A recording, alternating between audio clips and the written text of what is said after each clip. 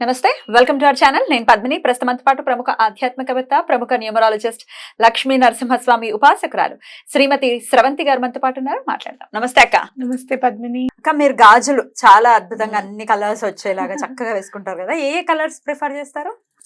నేనా అన్ని 9 colours. Green లో 2 తీసుకోవాల్సిందే. రెడ్ తర్వాత వైలెట్, పింక్, బ్లూ, 9 కలర్స్ వచ్చేటట్టు తీసుకుంటా. ఎల్లో కూడా తీసుకుంటాను. ఎల్లో గానీ రాత్రి మాటలు తీసేస్తారా?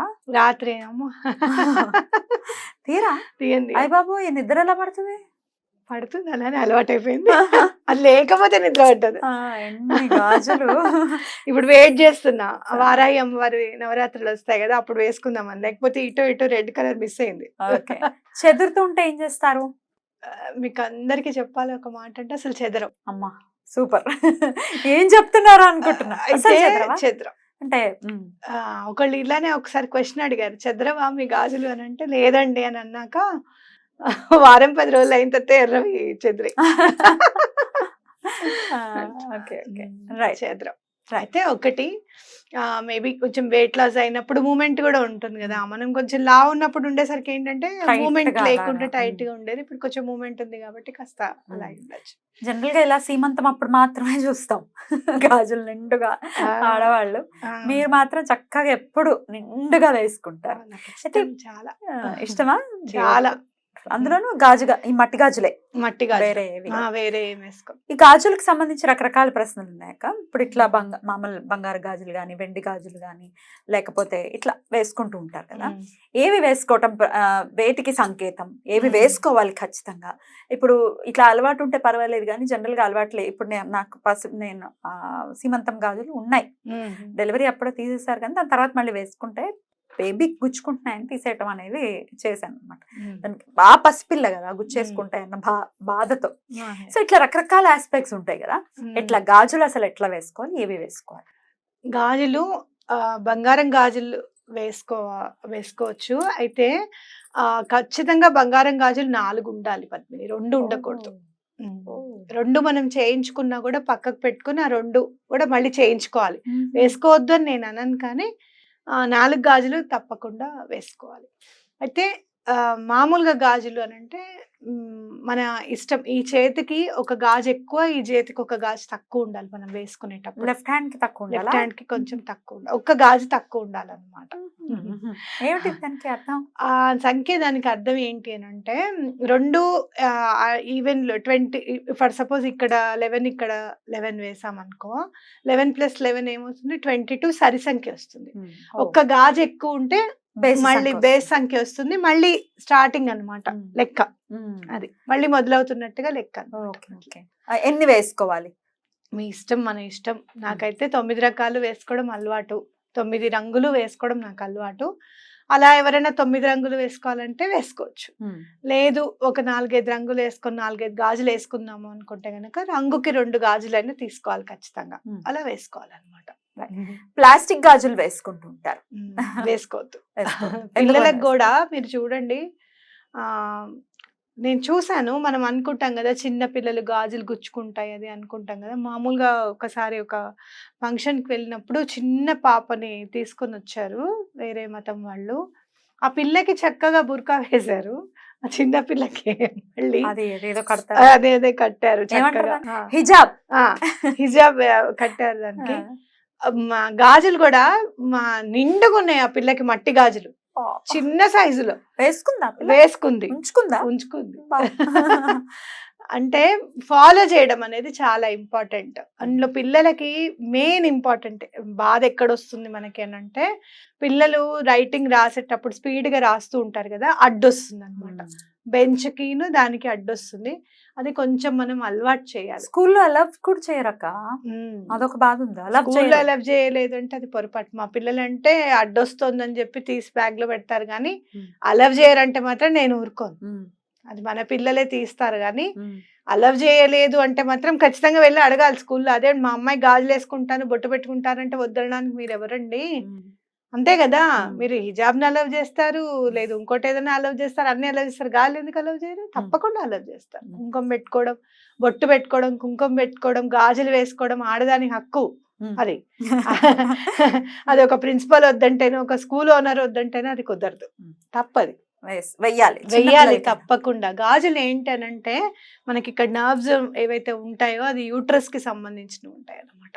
ఆ యూట్రస్ కి సంబంధించినవి గనక ఎప్పుడు యాక్టివేట్ అవుతూ ఉంటాయి, ఈ రాపిడ్ వల్ల యాక్టివేట్ అవుతూ ఉంటే గనక ఎటువంటి పీసీఓడి ప్రాబ్లమ్స్, పీసీఓఎస్ ప్రాబ్లమ్స్ లేకుండా ఉంటుంది అని ఖచ్చితమైన నమ్మకం మనకి.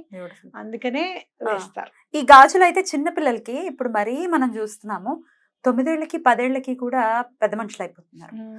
అది బాధ అనిపిస్తుంది. పసిపిల్లలు 10 ఏళ్ళు అంటే ఏం తెలుస్తుంది వాళ్ళకి? అడల్టరేషన్ ఆఫ్ ఫుడ్ వల్ల పద్మిని, దాని వల్లనే మెయిన్ ప్రాబ్లం. ఈ గాజులు ఏమైనా వాటిని ఆపుతుందని అనుకోవచ్చా? అంటే ఎప్పుడు ఏజ్ కి?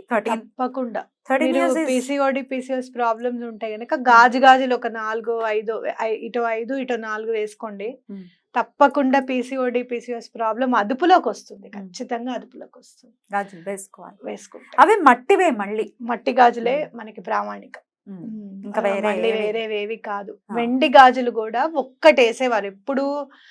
మానసికంగా ఇబ్బంది పడుతున్నారు ఆడపిల్లలు అన్నప్పుడు ఒక్క వెండి గాజు వేసేవారు. మా అమ్మ వాళ్ళు చెప్పేవాళ్ళు అనమాట. అప్పుడు వెండి గాజు వేసాము, చాలా డిఫరెన్స్ వచ్చింది. లేదు అంటే కనుక మగపిల్లలకేమో ఇట్లా మూన్ షేప్ లో, చంద్ర వంక షేప్ లో లాకెట్ చేసి వేసేవాళ్ళు మగపిల్లలకి. మానసికంగా ఇబ్బంది పడుతున్నారు, చంద్రుడే కదా, అల్లరి చాలా చేస్తున్నారు, ఆపలేకపోతున్నాము అని అన్నప్పుడు చంద్రవంక వేస్తారన్నమాట. ఇది బాగా పనిచేస్తుంది, అల్లరి చేసే పిల్లల కోసం బాగా పనిచేస్తుంది. వెండి చాలా సూత్రం చేస్తుంది మనని, మానసిక ప్రశాంతత అనేది ఉంటుందన్నమాట ఖచ్చితంగా. అందుకే వెండిని మన జీవితంలో ఒక భాగం చేశారు ఆడవాళ్ళ జీవితంలో. ఎప్పుడైనా చెదిరితే ఆ గాజు ముక్కను తీసుకుని తల్లో ఇలా ఒకసారి తురుముకొని పాడ, ఏంటి దాని అర్థం?